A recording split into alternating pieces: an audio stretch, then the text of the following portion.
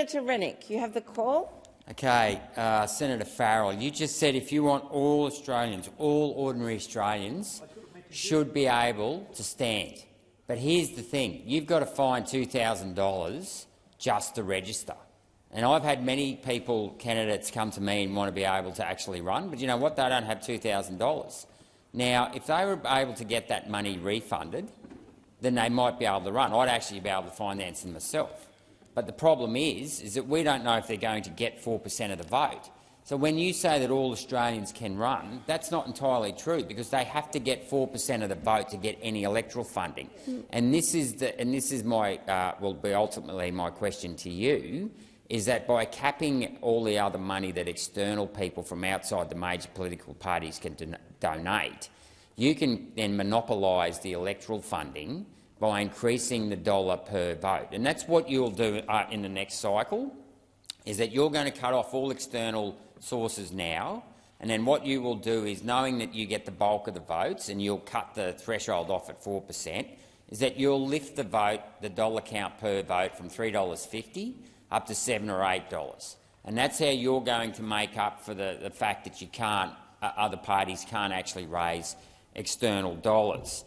So that is my question to you. If you genuinely want all ordinary Australians to be able to run, why don't you reduce the threshold from 4% in order to receive electoral funding to 1%, so that people can at least get their registration fee paid and some costs of the election paid? Because it's all very well talking about the big end of town and capping them, but you've choked the little end of town and the little minor parties, like People First, from actually getting off the ground.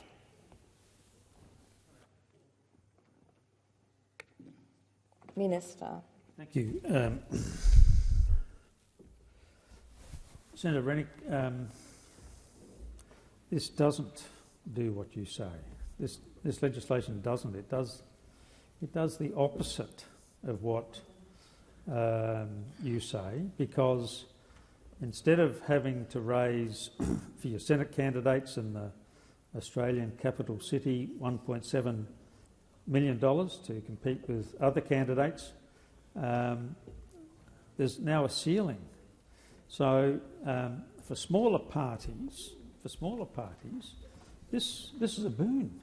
This is the best. This is the best piece of legislation.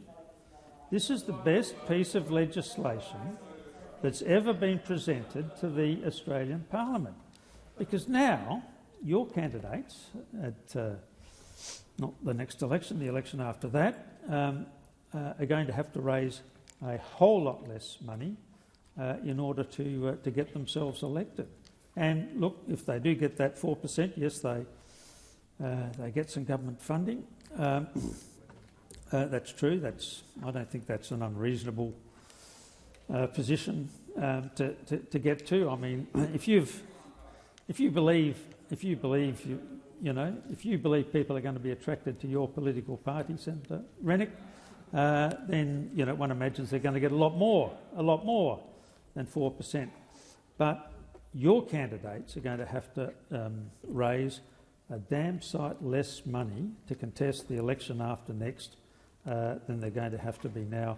And that's a good thing. That's a good thing for Australian democracy. It's a good thing for your fledgling party. You are not disadvantaged by this legislation, Senator Rennick. You are advantaged. It's helping parties like you, helping parties like you by creating, for the first time since Federation, a level playing field.